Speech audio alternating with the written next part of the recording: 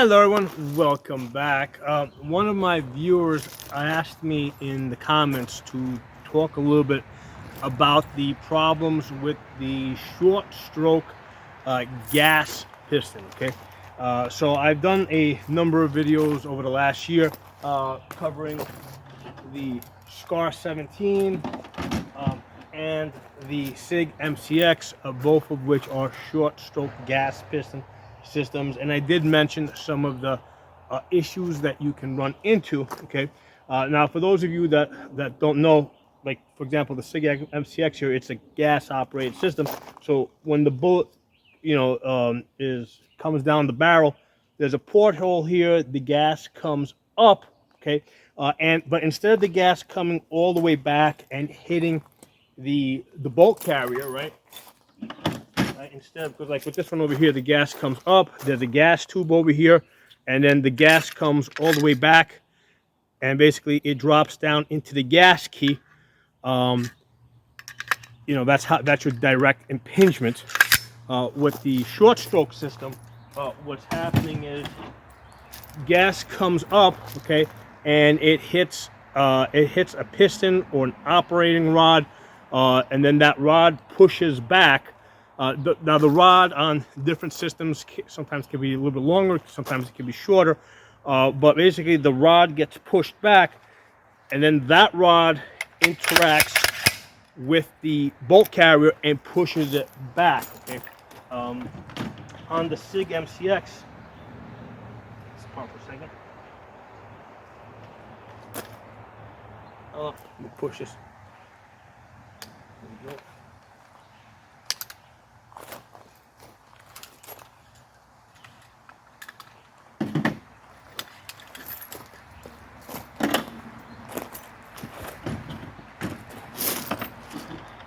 So on the SIG MCX, there's no gas key, right, where the gas comes down and drops into the bolt. What you usually have is some type of a tune, like this one is really forward, so the gas piston on the SIG MCX is really short, or the operating rod is really short. The same thing with the SCAR. It's pretty short. It's about that big.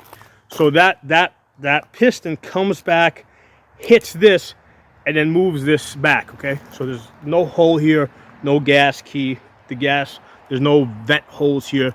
The gas does not come back down into it. Some advantages, some disadvantages. Main advantage is that because the gas is not coming back into the bolt carrier, the gun stays a little bit cleaner. Okay, and it stays a little bit cooler. Okay, and a lot of times people say that the fact that it runs a little bit cooler is more important.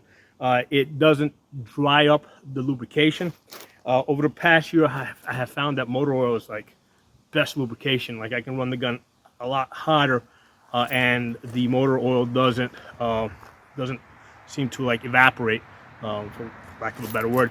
The same way a lot of times that the Remington gun oil seems to dry up a little bit faster. So using with the short stroke gas systems, it doesn't seem to be an issue, right? Gas is not coming back, it's not getting dirty, and it's your lubrication's not drying up. Now there are some issues, one of which is you can have bolt tilt, right? Because when the gas comes up,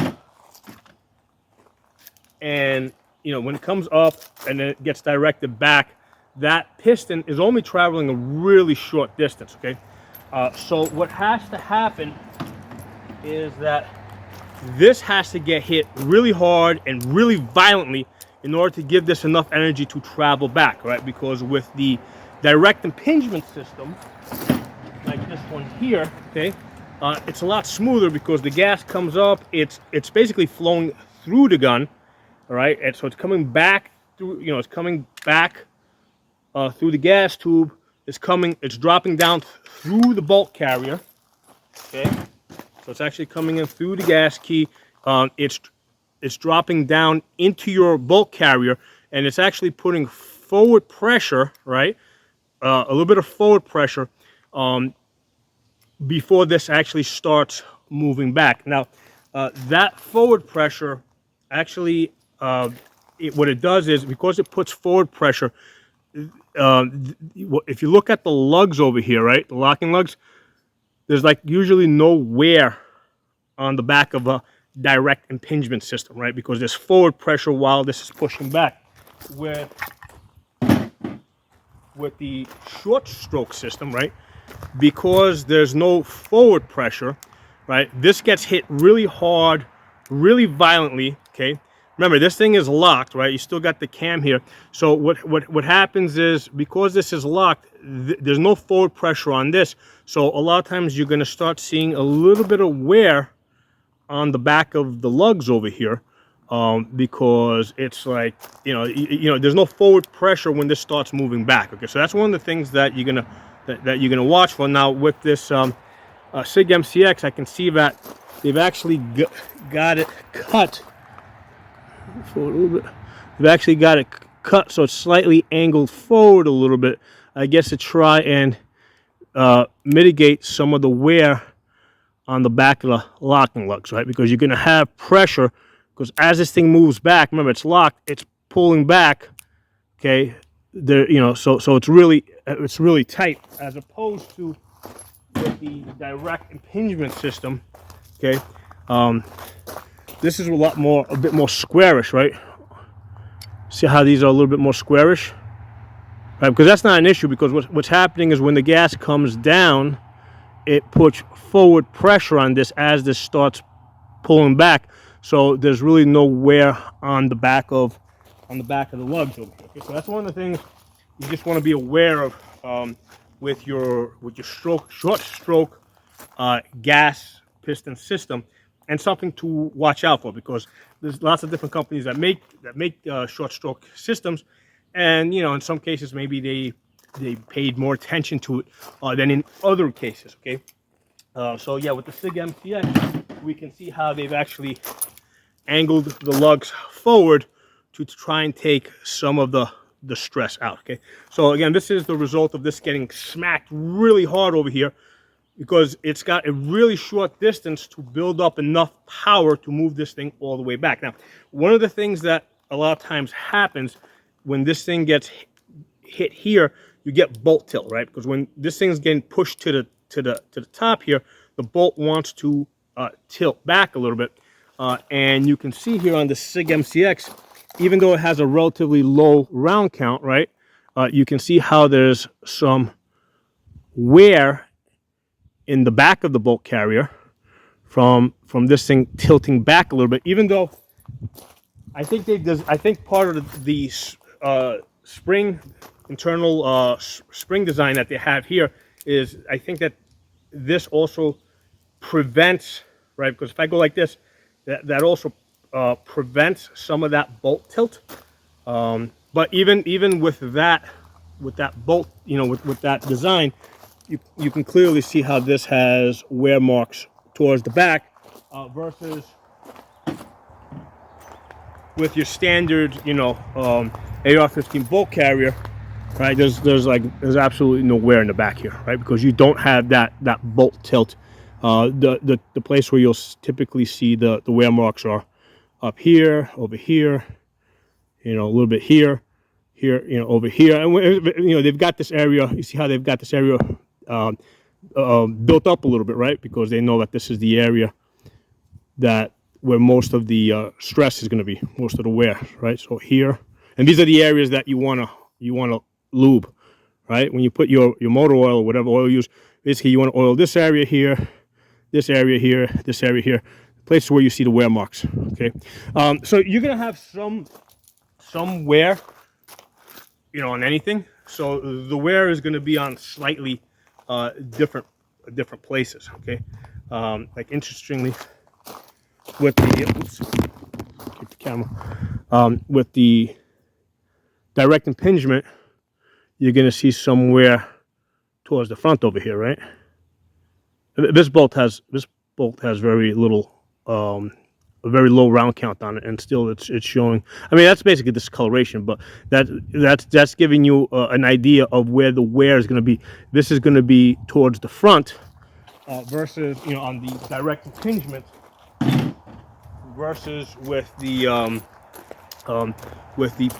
short stroke, it's going to be in the back.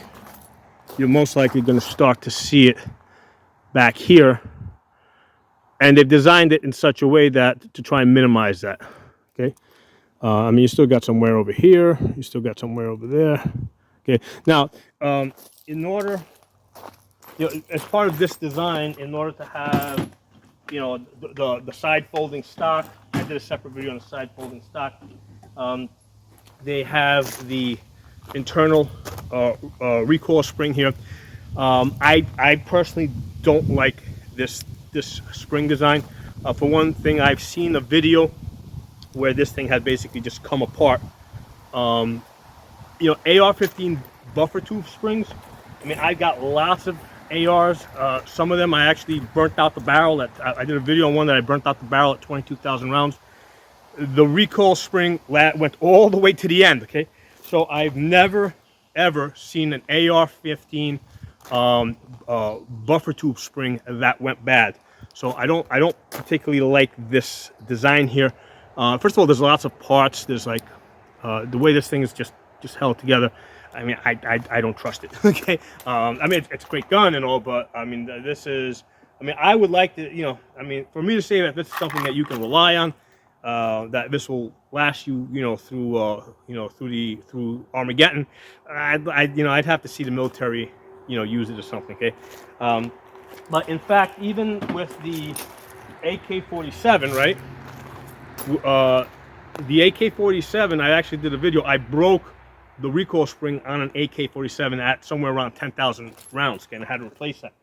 So even on AK-47s, the recoil spring, which is a little bit smaller, a little bit weaker compared to, it's an area that is going to break before your standard. I don't have one here. Before your standard AR-15 buffer tube spring. Okay, that buffer tube springs are really strong.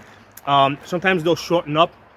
You're not supposed to do it. I've actually taken them and I've stretched them, and I said, okay, let's see how long it goes. Never had one break on me, even after I stretched it to bring it back to its standard length. The things just keep going. Okay, so anyway, let's get back to the topic of the short stroke system, right? So these are the things you got to watch out with this. That this gets hit really hard. It's a really hard, violent action, and it causes bolt tilt. And that bolt tilt, what it's going to do is same thing here, because same thing here. You've got, everything's on top of the bolt. Okay, so this is going to have a little bit more lift, all right? Because with the direct impingement, because the gas is basically flowing through the bolt, right? It's coming, on direct impingement, it's coming straight back in line with the stock. When you have, on either the short stroke or long stroke or any piston system where the action is on top, because it's on top, it's going to cause a little bit more lift. Okay, so that's just a natural thing of where this is being hit. Okay, so this is being hit on the top, so this is going to tilt the bolt up, and it's going to lift up the whole gun a little bit. Okay, it may not be a lot, but it's going to lift up the whole gun a little bit. Okay? So anyway, moving beyond the design of the bolt carrier, the other thing to be aware of with the short stroke and also with the long stroke, okay, because this AK over here, this has a long stroke. Okay, the only difference between short stroke and long stroke is with the long stroke, the piston is attached to the bolt carrier. Right? Let me pull this back.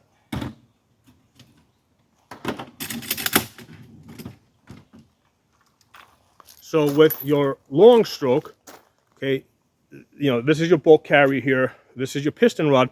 The two are attached, and the whole thing moves together as one.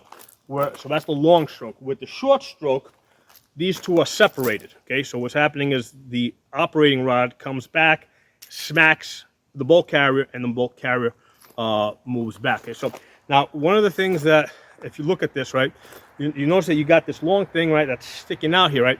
So after this gun fires, this thing comes back. I mean, first of all, this, if you can see, there's a little bit of movement here, but even like, I mean, that's just part of the design, but just because this is long, there's going to be a little bit of vibration over here, right? So after the gun fires, this thing's going to vibrate a little bit, until it finally settles. And that vibration, right, is happening right over your barrel. So as it's vibrating, depending on when you're firing your round, because remember there's a thing as barrel harmonics. When the rifle fires, the barrel naturally flexes a little bit. So anything that you have attached to your barrel is going to affect how it flexes. Okay, so in this case, you know, I've got this piece of metal here, right? That's attached to it. But this piece of metal here and the front sight post here, even though they're attached to it, they don't move. Okay. However, with this part here, okay, this moves. So every time the round fires, this can be in a slightly different point in its vibration as the bullet's going out the barrel. So because this thing is vibrating, that can change the barrel harmonics. Okay, so with the short stroke system, the piston is usually a lot shorter, right? Particularly on the SIG and the SCAR, it's pretty short, but it's still that piston that's moving back and forth is never going to be in exactly the same position. So when the bullet comes through the barrel, if the piston's in a slightly different position, you know, you're going to get a slightly different barrel harmonics. Now, when you have, because if you look at like the H&K design, right? On the operating rod on that is actually really long. Okay, and they do put a spring in there to try and control it, right? It doesn't need a spring, but they do need they put a spring in there so that when that rod moves back and it comes forward, the spring tries to control it and tries to keep it in the exact same position. But still, if you look at an H&K fire, right, with the short stroke system, if you watch it after it fires, if you look at it in slow-mo, like in one of those fast frame cameras, that operating rod is vibrating a little bit. Okay, so that's also going to interfere with the barrel harmonics. Now, how much of a difference is it? Like, you'll still get one MOA. Okay, if you're trying to get inside of one MOA, if you're trying to hit like half-inch groups, that's where you'll start seeing some differences. Okay, now with the SIG MCX, I can get 2 inches at 100 yards pretty easily, but I can get 2 inches with any budget $500 AR-15. Okay, so here we got a $2,000 SIG MCX, you know, that gets like 1.5 inches at best, right? The best I've ever got with it was 1.5 inches. I got the SCAR here. I think the best I've ever gotten with this was like 1.25 inches. So again, now we got like a $4,000 gun. So so you can still get to that pretty close to 1 inch, but you're paying a whole lot of money. Whereas with like your typical Palmetto Radical Firearms, budget AR-15, $500. If you're shooting decent ammunition, boom, you're already at 1 inch, 1.25 inches. And I've shot lots of budget AR-15s with decent ammunition, with a magnification. You're gonna, like, they all shoot close to 1 inch. Okay, so it's now the question becomes, okay, why get a short stroke piston system? Now, the OMI or piston system in general, the main reason is if you're going to put a suppressor on the gun, okay? Because when you put a suppressor on the gun, okay, what's happening is the suppressor or silencer is building up a lot of back pressure. So now you get a lot of extra fouling that comes back into the gun. So the easiest fix, okay, is to put an adjustable gas block, like I got on this one, right? So this one has, I think, something like 15 positions. You put an Allen key through the front, they click into place. That's going to, you can get one from Palmetto. They actually have a 26 positions. They call it 5 position, but it's 5 positions per turn for a total of like some 26 positions from Palmetto. $35. That's going to take care of your back pressure issues with your suppressor. Okay, I'm a big fan of, you know, take the easiest, cheapest solution, and if then that doesn't work for you, you know, then take it to the next level. Okay, I'm not a big fan of, you know, looking for solutions to problems that you don't have yet. Okay, so that's my personal thing. It's served me pretty. That way of thinking has served me pretty good over the years. I mean, guys, I'm a full-time gun instructor. I have been doing this for about 15 years as a gun instructor. I basically run a business with palmettos. Okay, even though I have more expensive guns, most of the days that's what I'm running: palmettos and radicals. Okay, let me pause this because I got this plane coming overhead. All right, I took the opportunity during the pause to put these guns back together. So on the AK, with that long stroke gas piston system, the way this gun was designed is that the vent holes are like way up here. Okay, so any extra gas is going to vent out through the front, and that works great for all AK ammo, up until you put a suppressor on it, right? Because you would think that, hey, if you put a suppressor on this, you've got extra back pressure that should vent out of these holes, right? And you should be good. And I didn't know the answer to that, but I actually had a guy here. We did a video on this, and we mounted a suppressor on an AK-47, and the gun had cycling issues, right? There was we put the suppressor on the AK.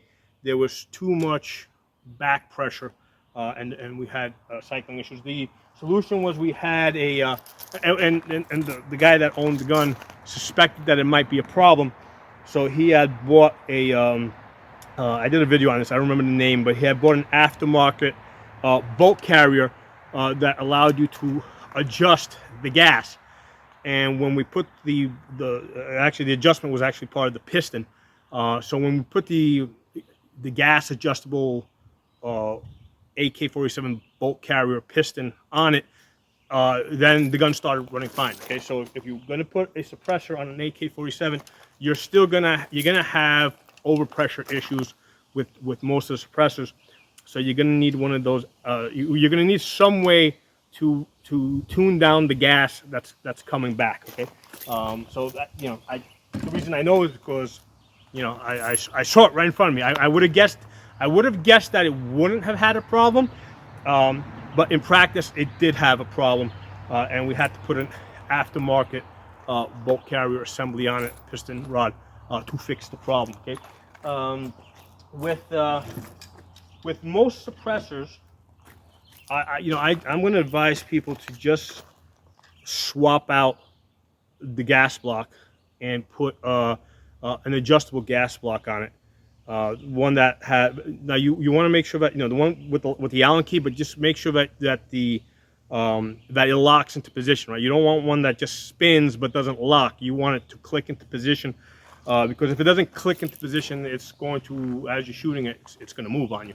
So you need that Allen screw, right? That screw that adjusts the gas to lock into position. The one from Palmetto is really good for $35.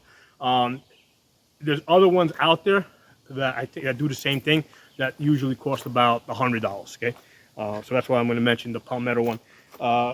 I would say if you're going to put a suppressor on the gun, that's where I would start. Now, there's other ways to restrict the gas coming back, like you can get a restricted gas tube. But the problem with that is, like, okay, how much restriction do you need? The nice thing with the adjustable gas blocks that have like 26 positions, I mean, you can really fine tune it with the Allen key exactly how much gas you want coming back into the system, and that's going to take care of overgassing. It's going to control the bolt carrier overheating. But, you know, now, is it going to run as cool as the SIG MCX one? No, it's not going to run that cool. But I really don't think it's an issue. Now, the thing to know with when you put a suppressor on a gun, right, the thing that's going to heat up the most is the barrel and the suppressor, right, because that heat is getting locked into that suppressor. So that's going to heat up the most. So usually if you're going to suppress a gun, you probably don't.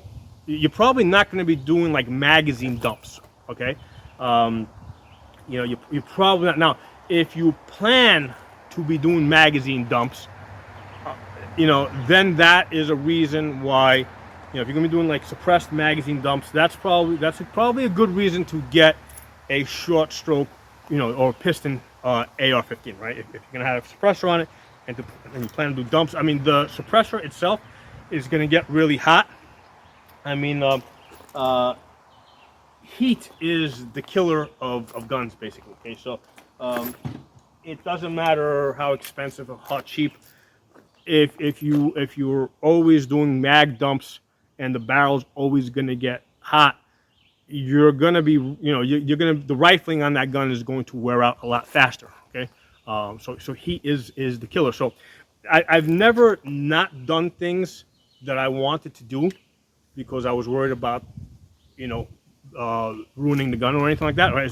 So if I really want to do something, I don't care if the gun's going to wear out faster.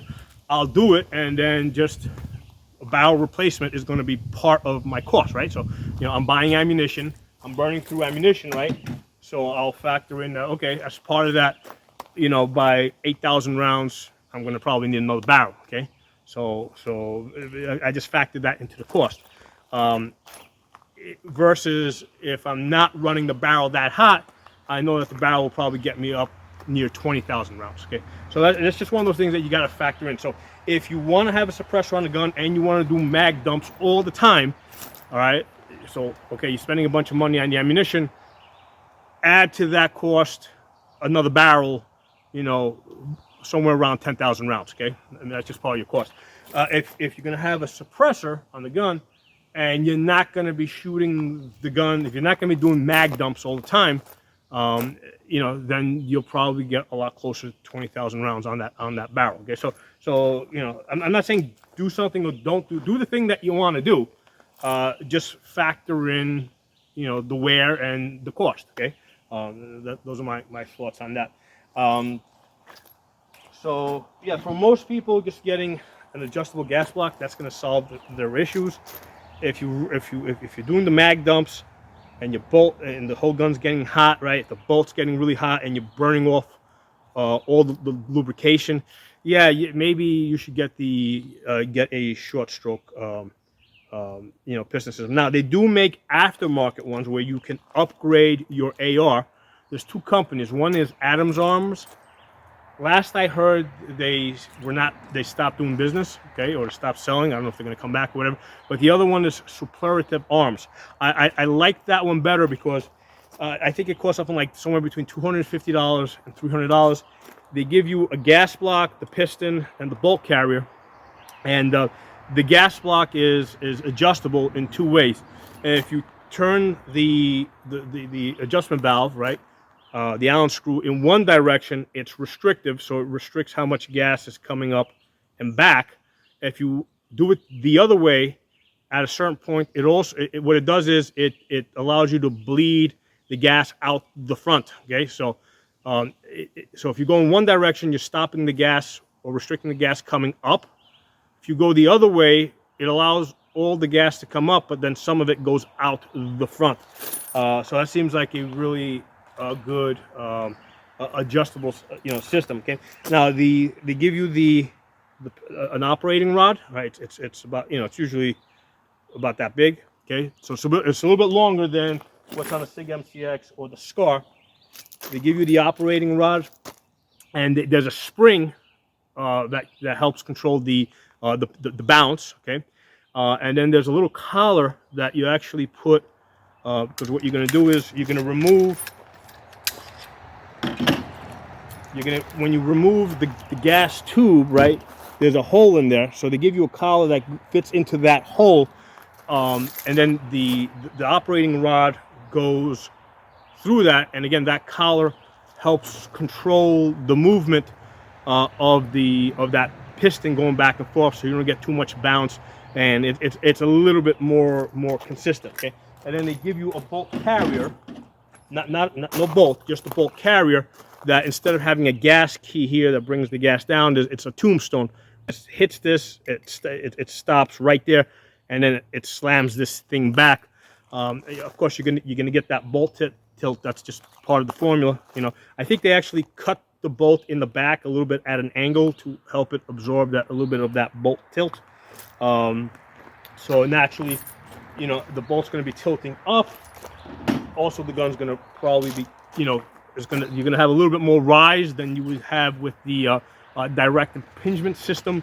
But that's just part of the thing. What you're gaining is you don't have the bolt heating up and getting dirty because the gas never drops down into the bolt. Okay. So yeah, so that's superlative arms. The last I looked, it was like $250 to $300. What I would if I was going to get a piston system, like now, like if I would get that. That's what I would get rather than go with the Scar or Sig MCX. I would get that to try that out. It's only $250. Get yourself a Palmetto or Bear Creek Arsenal upper. You know, you get that for whatever, $200. And you know what? It's part of the learning experience, right? Upgrade that one. You know, take out the gas tube, change out the gas block. So it's a good you know, training experience for you to learn how to do that. Upgrade that to the piston system and try it out and see how you like it. And if you find that you're shooting it a lot and you're enjoying it, and for some reason it's not good enough for you, right? Then I would consider getting something like a Sig MCX or one of these other systems that have the a piston built into it. There's another company out there, I forgot the name of it. What they have, basically it's an AR piston system, right? But instead of it being short stroke, where you have the piston smacking the tombstone on top of the bolt carrier, there's actually it's a long stroke where there's an operating rod that's attached to the bolt carrier that actually comes all the way forward, just like with the AK-47, and it comes all the way forward to your gas block. Okay. Now I don't remember if they have an adjustable gas block. I think it might have been part of the problem that I see with a lot of these piston guns, like also with the Scar and the Sig MCX here, is they only give you two positions, right? They only give you suppressed and unsuppressed. And with both of these guns, even when I'm shooting them unsuppressed, right, I have the setting set to the suppressed position. So even the suppressed position, right, or the low gas position, allows enough gas into the system for the gun to run without a suppressor. So if I were to put a suppressor on those guns, these guns are still going to be overgassed. Okay, so that's one of the issues that I find with a lot of these piston guns. The gas block is not adjustable enough. I prefer something that has something like 15 to 26 adjustable gas positions. Okay.